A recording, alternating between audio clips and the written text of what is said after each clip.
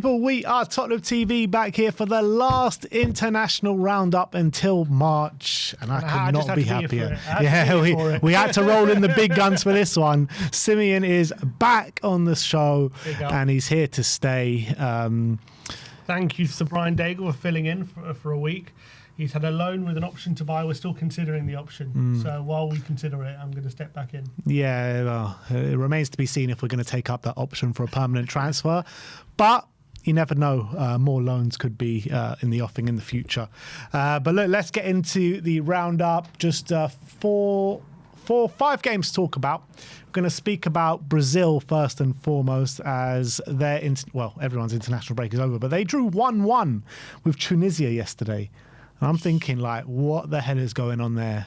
Brazil only scored through a penalty through Estival. I think they missed a penalty on the day as well with Paquetá. Or was that in the game before?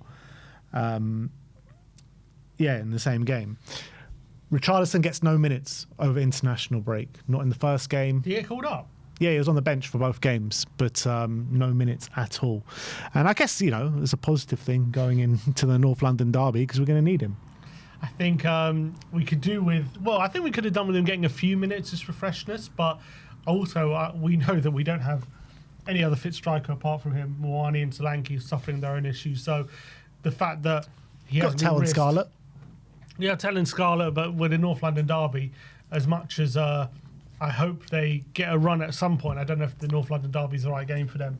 So the fact that Richarlison hasn't been risked is also a positive. So look, we're going to need him fit and firing. We're going to need him at his absolute best. He has been far from his best for most of the season, to be honest. And he showed glimpses at the start of the season against the better teams, PSG, Man City. Maybe, a Gabriel's Arsenal, maybe he can ruffle a few feathers. Let's hope so. But yeah, I would have liked him to get a few minutes, I guess. A bit disappointing from his point of view. I guess what does that say about him and Ancelotti? Well, I mean, I think it says more about the competition that he has for places. Up front was Cunha and Vinicius, and behind them was Rodrigo and Estival. I mean, it's pretty obvious why he's not getting a look in. You know what I mean? Yeah, but why call him up if you're not going to give him any minutes? Well, I'm sure plenty of players get called up without getting minutes. I mean, it just goes to the quality and the form of the player, to be honest. I think that's just where it's at. And obviously a lot better players above him in the pecking order, and I think that says it all. But look, he didn't have to travel far, which is the positive thing as well. First game was in London at the Emirates, second game was in France, so he stayed close to home. Yes. So the important thing is we just need him as fresh for the weekend and for the upcoming games, because he's got a massive role. He's going to have to play a lot of football over the next few weeks, at the very least. All right, let's go to the next player. We're going to go to Austria and look at Kevin Danso, as they drew 1-1 with Bosnia yesterday. Rare starts for Kevin Danso. He's played 180 minutes over the course of the 2 games for Austria, and big games for them as well, as they qualified for the World Cup. In the first game, they won 2-0. He got an assist. In the second game, he played 90 minutes in a real pivotal game. Bosnia, they needed to avoid defeat to Bosnia to go through. They obviously drew 1-1, but they were 1-0 down for pretty much the whole game until the last 10 minutes. They got the equaliser, which sent them to the World Cup. Kevin Danso. First World Cup since '98. Yeah, that's mad. And it's a couple of countries' first World Cup since '98. It's them, Norway, and Scotland. We'll touch on the Scotland game in a bit, because you can't not touch on it. Well, probably because the expanded World Cup has given licence to a lot more teams to get in, hasn't it? Yeah, but the likes of Norway, I mean, they finished above Italy in the group. So I mean, they've got a really good team now, Norway. But yeah, in terms of Kevin Danso's performance, SofaScore gave him a 7.5 rating. Look at that heat map from Kevin Danso. Absolute beast. Yeah, literally. Not many defensive stats. I mean, 6 recoveries, 3 out of his 6 aerial duels, 1 out of his 2 ground duels, 0 tackles, 1 out of 1. 1 accurate cross. So yeah, that's his left winger thing coming out. And 110 out of his 115 passes were accurate as well. So Kevin Danso having a very good display at the heart of the Austrian backline, and he's going to the World Cup. Glad for him. And I think he's always been quite good when I've seen him on the international stage. I remember watching him in the Euros a couple of years ago. He was really good for Austria, and I think Ragnik really helps him because I think he really suits Rangnick's type of football. You know, fast-paced, going 100 miles an hour, always using your aggression, your strength. And I think always being positive as well, looking forward. I think Danso really suits that. So, absolutely. yeah, I think having that kind of manager at international level is just to his benefit. I think he always plays quite well for them. Yeah, 100%. But, you know, of recent international breaks, like the last 2 international breaks before this, he's barely got a minute. And in 2 real pivotal games, he starts and plays 90 minutes in both games. So delighted for him for that. I wonder if it's the fact that he's been playing a bit more for Tottenham Probably, recently, maybe helped him. Yeah, probably.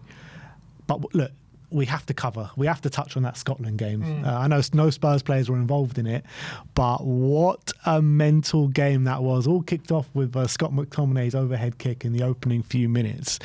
And the game was just so tense, wasn't it, throughout? It was nuts. I thought going into that game, you know, Scotland, I know they need to beat Denmark, but I was like, no way Denmark losing that game. I know Scotland are not easy to play against, but I thought Denmark should have that. And every point you're thinking Scotland are giving it a good go, but Denmark are just, you know, going to be too good on the day. And they kept fighting back. They kept kind of giving it away.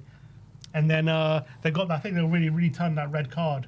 I thought it was such a harsh red card by Christensen. And it was just crazy. The goal just kept getting better. It was like every Scotland player was trying to top each other. It was nuts. And the McTominay overhead kick. Then you got the Tierney last minute limbs outside the box finish. And then to cap it off, a goal from the halfway line in the 5th minute. Yeah. What a crazy finish. Crazy finish. And Scotland, they're also going to their first, World Cup since '98. So the guy that scored from the halfway line, he came on because of an injury, and I don't think he gets many minutes for Scotland. Like, can you imagine what he's feeling right now? Like, he's just got it on the halfway line. All the remit is just keep the ball on the other side of the pitch. And he knocks it in from the halfway line. I'm just like, wow, that is what dreams are made of. You know, sometimes it's great getting that like last goal being like that. Usually it's like counter-attack, you're running through on goal, 1-on-1, and you finish it and it's like a dagger.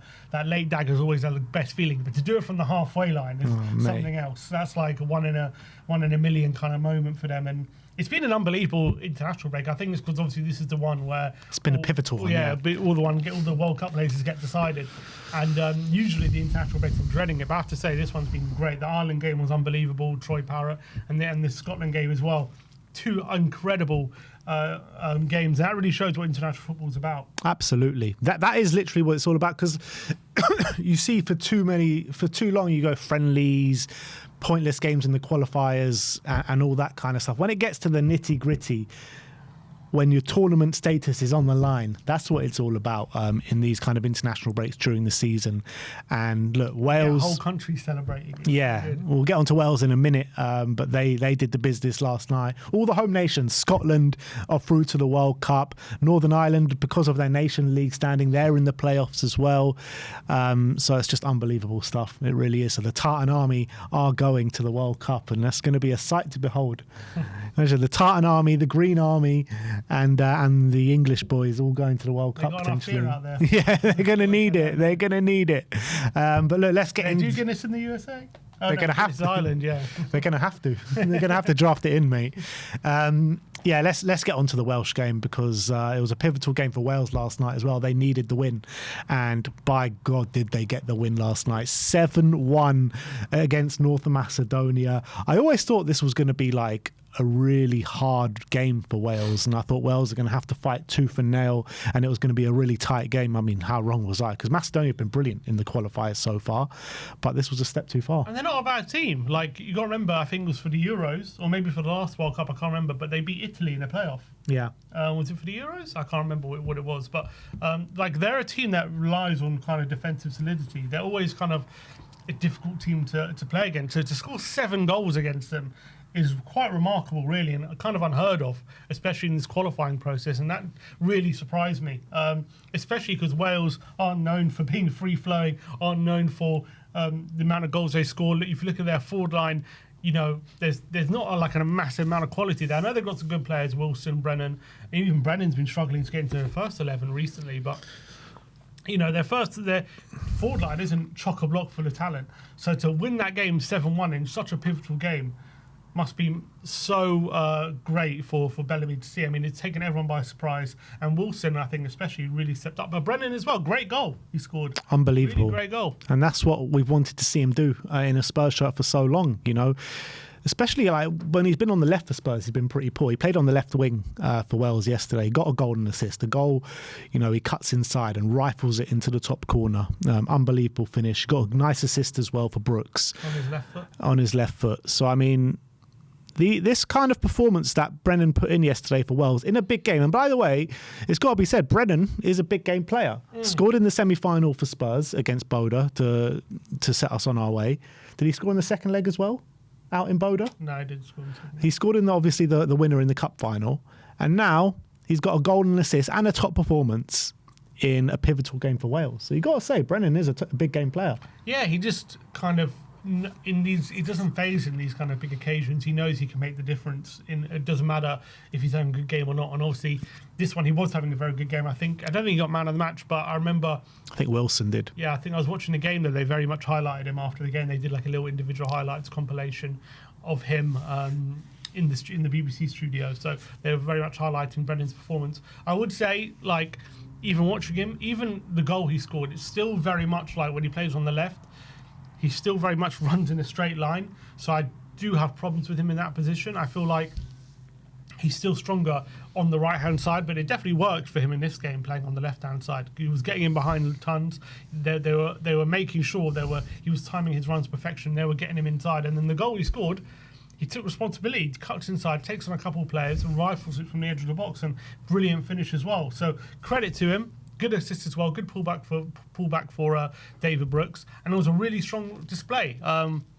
Whether that convinces Frank he deserves more time on the left, we'll have to see. Yeah, look, I think Odebear has the shirt now, but at least it shows signs of life, of maybe that he can perform in that position. But the stat that I want to highlight here is his successful dribbles. 5 successful dribbles out of 7 attempted for Brennan. Which is fantastic. That's probably more than he's on a Tottenham shirt this whole season. Probably, and that's numbers someone like Mohamed Kudus would be proud of in a game. You know what I mean? So against a good defensive team. Yeah, so got to give Brennan Johnson massive credit. They'll be going to the playoffs, and let's hope that they can make it to the World Cup. So 7-1, and I got to mention Harry Wilson when you're talking about this game, man. Gets the captain's armband in the absence of Ben Davis and gets a hat-trick. Unbelievable for him. Talisman. Yeah. And scored a free kick. Scored some great goals. Really stepped up. Is he the Gareth Bale region? Yeah, I don't know about that, but he definitely has been stepping up. So credit to him. Yeah. All right. So that's Wales. Brilliant stuff from then. We move over to Spain as they played Turkey. They basically needed to avoid a massive, massive defeat to make it to the World Cup, and they drew the game 2-2. Pedro Porro, an unused sub, didn't play in the game. Played 90 minutes in the first game for Spain. But yeah, I was very happy about Pedro Porro not starting this game because he needs all the rest he can get. You know, the amount of football that he's played over the last year or more has been way too much, in my opinion. I think you're seeing it in his performances of late. So it's good that he's got a bit of rest here. 100%. I think last season, if you remember as well, like when it got to a period where obviously Tottenham had a lot of injuries, and he was playing every game, and it clearly was affecting his performances. And then I remember later in the season when he was getting a bit more rest, and like Spence was coming in and stuff, all of a sudden his performances started to improve, and he started to get better once he was able to get some rotation. I think the same thing's happening this season. I think he started the season quite well, and his performances of late have definitely been waning quite a bit because he's playing every game, and I don't know why. Maybe because we're lacking fullbacks, I guess you could say, and we've had an injury to a doggy for a lot of it, so I guess that's why. But it is frustrating that he's playing every game, and I know he can clearly hack it because he's done it before, but he can't keep up a certain level of performance. He lets the fatigue hit him too much, and I'm glad that he's had at least one game where he's been able to have a break because it's been relentless for him. So hopefully that leads to, if he does start the North London derby, a much better performance. Yeah, let's hope so. And it'll give him, basically a whole week off without a game. So that's Spain. And last but not least, let's get into Rodrigo Bentancur of Uruguay, as Uruguay suffered a 5-1 defeat to Pochettino's USA last night, which I was so shocked by this scoreline, man, because only last international break, I think it was, we watched USA against Korea, and Korea were much the better team that day and got the deserved victory. And I'm thinking, look, Pochettino just haven't got a tune out of this USA team, and the USA fans are getting upset. USA pundits are getting upset with Pochettino and the way he's managing this team. Well, this is one way to shut the critics up, isn't it? 5-1 win against Uruguay, like bloody hell. But yeah, Bentancur got booked on the 50th minute, and then on the 64th minute got shown a straight red card. I don't know if you saw the challenge, but it was a high boot, studs up, definite red, and unfortunately... It's actually very bad if you're on a booking and you get a straight red. Yeah, I know, but it was pretty bad challenge, man. And yeah, look, he got the straight red, and he played 64 minutes in the game. What does that mean? Does that mean he could be out for some World Cup games? I'm not sure, because it was a friendly, so I don't think it means anything. It's international. Yeah, you still miss games if you get sent off in a friendly. Do you? Yeah. I don't know if you do. I think internationally you do, don't you? I don't know. I know in club level I don't know, but I'm pretty sure internationally. I don't know for sure, but yeah, not a good day for Uruguay. Very surprising result. And you got to say Poch is... It says suspension in future friendlies. Okay, fine. So it's all right. He's all right for the World Cup then. Depending on the governing body. Okay. But looks like Poch is finally starting to get a tune out of this USA team, because he's been there for quite a bit and he's been under such immense pressure. There's been a lot of pundits saying, you know, we should change him before the World Cup because he's not getting a tune out of these players. But it looks like the last couple of games, Poch is starting to stamp his way of playing on this team. You can really see that they're starting to really play like a Pochettino team in recent games. So that's encouraging for Poch.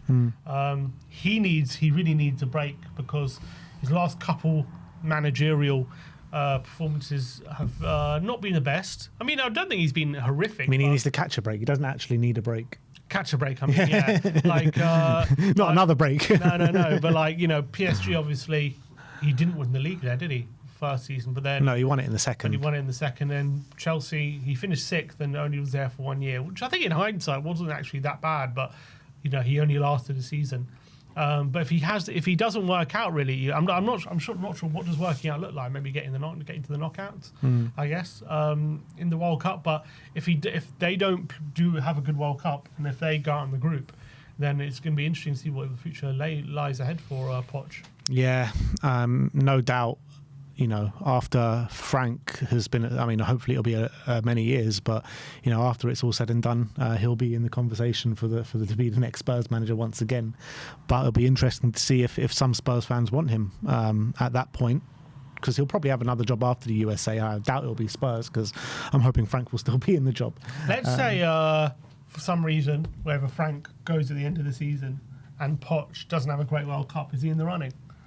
He's definitely in the running. He's going to be in the media running, that's for sure. Yeah, like, do you think Tottenham would like consider him? Like, do you think he would get the job?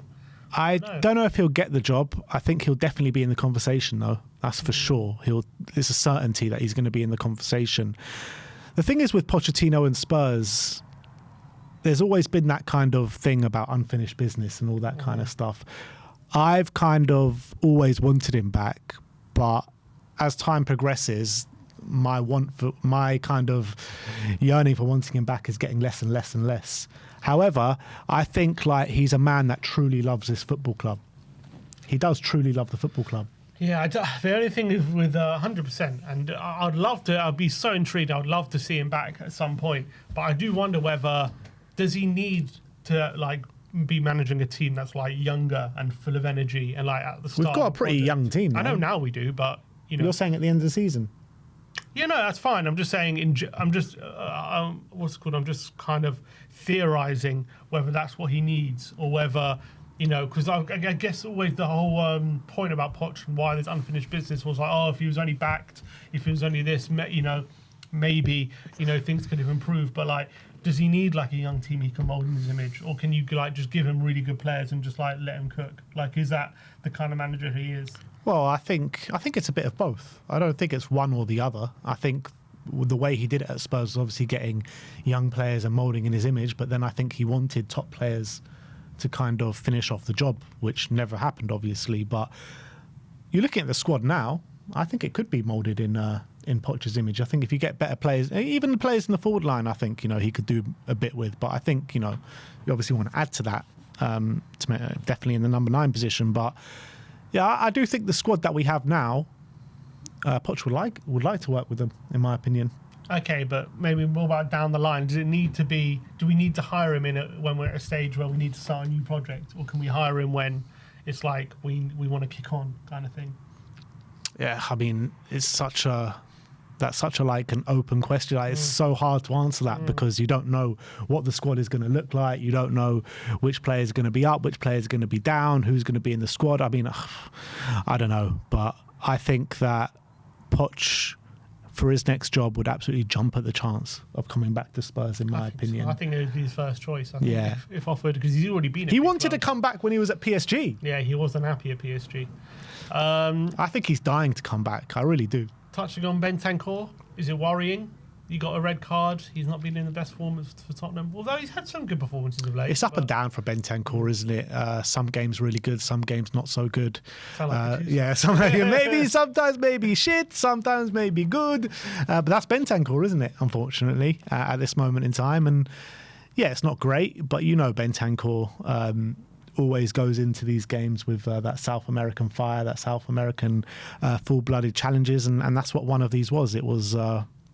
Not great, but let's hope he doesn't produce that in the North London derby this weekend. I'm trying to remember. He's never been sent off for Spurs, has he? No, got very close against Chelsea though. Very close against Chelsea. I wonder how many red cards he's actually had in his career. I don't remember him having too many. But for Spurs, has he even had one? I'm saying for Tottenham, I don't remember him ever being sent off. I don't think he has. But he's kind of made challenges which toe the line of being sent off. Yeah, I think every defensive midfielder you have to put a few, don't you? Yeah. So I don't think it's too much to worry about, to be honest, the Bentancur sending off, but it just is what it is. Also, just quickly, I was looking at the Brennan Johnson stuff. This season for Tottenham, he's completed 6 dribbles. 6 dribbles, so one more than in one game for Wales. One game he's completed 5. If only North Macedonia were in the Premier League. Yeah.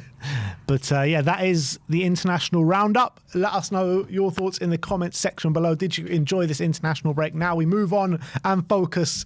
The full focus is now on the North London derby, people, this weekend.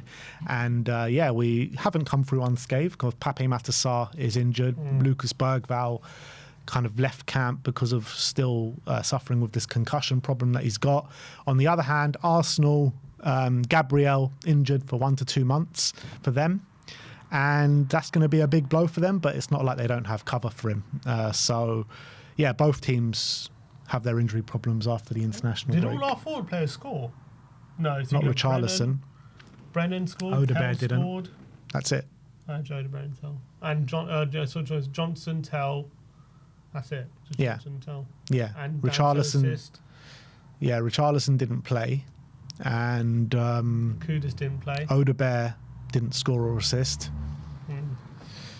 So, yeah. What'd you say? Xavi Simons. Oh, Xavi Simons. Xavi scored a great goal. That was a nice goal. Yeah. So we had some, hopefully some morale-boosting goals. Let's hope so.